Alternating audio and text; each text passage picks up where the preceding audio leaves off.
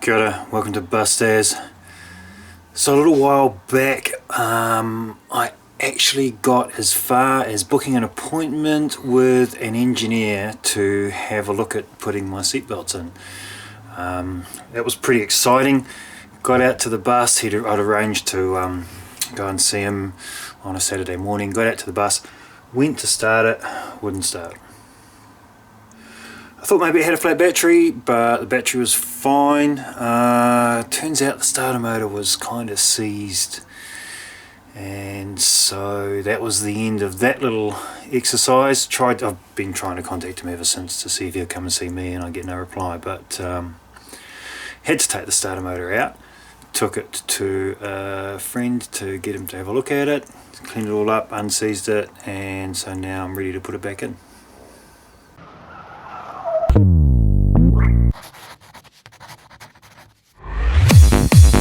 So here it is here, ready to go back in. It's a heavy little sucker, but then it's like 4.8 or 5 kilowatts or something like that. And I guess it does a big job. It's got a pretty big engine to start. A little bit concerning that it was kind of rusty inside here. Suggesting that it was quite damp in the bell housing that it lives. Maybe that's not unusual for an engine that hasn't been started in a few months. Perhaps highlights the fact that it probably should be started more often than that. But it did give me a chance to buy myself a new toy. So, into the Makita battery impact wrench. Now, this is also a heavy little sucker. In fact, it weighs almost as much as the starter motor. But it's the biggest Makita unit that I could see, and it's got 2,000 Newton meters of nut busting torque. The irony being, yet to find anything that it can't handle on the lowest possible setting.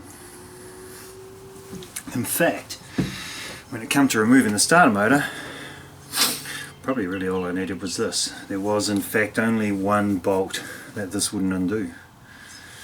And that's kind of hilarious, really. When I buy a toy like this,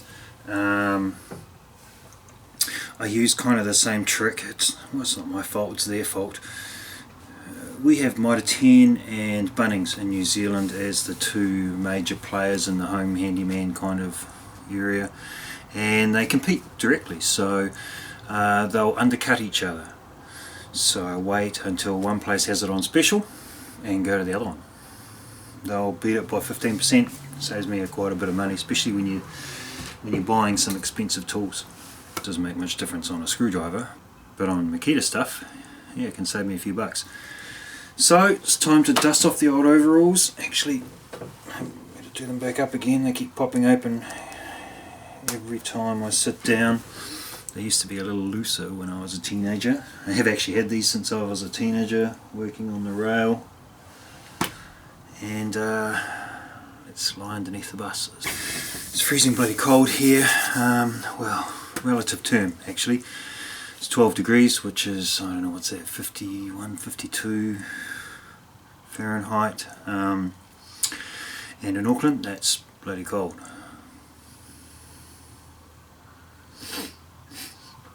But I'm going to get into it. I don't think I'll be using this today, but I'll show you where it's got to go. Everything's crap in the cold. See, even my gas strut doesn't work properly. Anyway, the starter motor is, well, you can't really see it from here, but there's a hole down the back there where the starter motor goes. At the back or the front of the engine, depending on what way you look at it. Perhaps a little easier to see from the side here.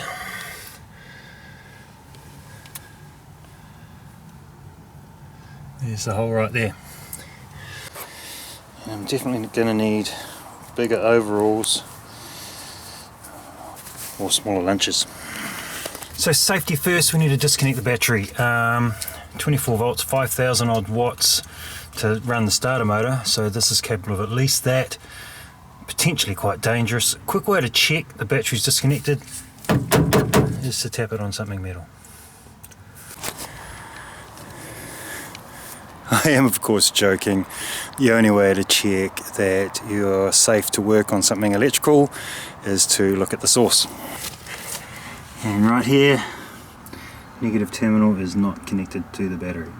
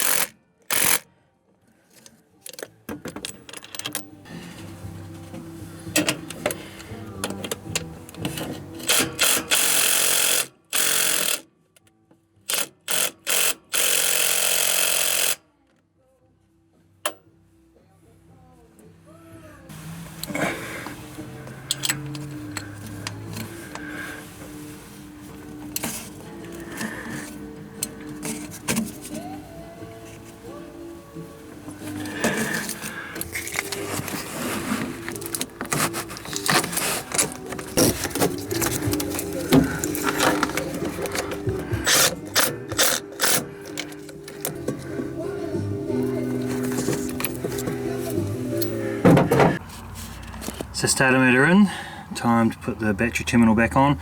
Now when disconnecting or connecting battery terminals, I always start and finish with the negative.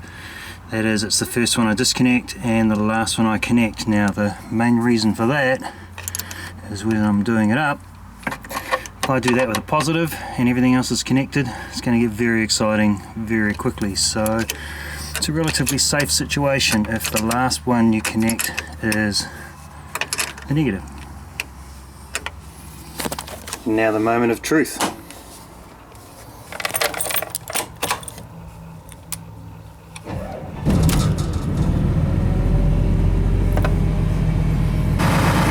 Well, now we're up and running, I can close up the old battery box. If this looks unusually full, it's because I upgraded from the N120s to N200s. Managed to get a bit of a good deal on a couple of them, so had to actually modify the base a bit, but they fit in there okay, and obviously a lot more grunt. I love this old diesel.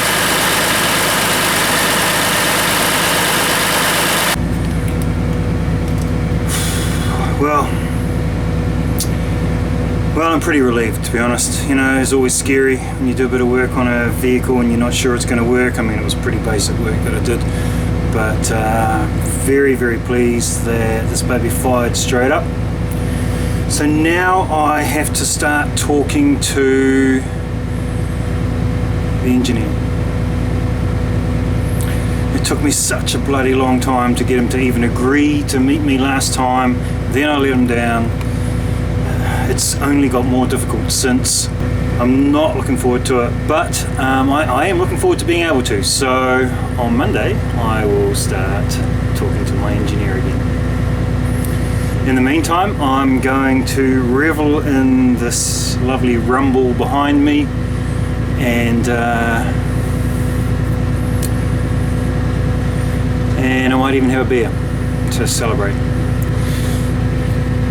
So thank you for watching. I hope you enjoyed the video. Obviously not a very exciting one, but exciting for me. As usual, if you did enjoy the video, hit the like button. Love it when you do that. Subscribe if you like, if you want to see more.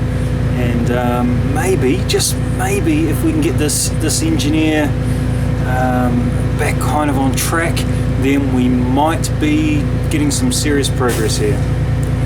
Anyway, take care, mā te wā.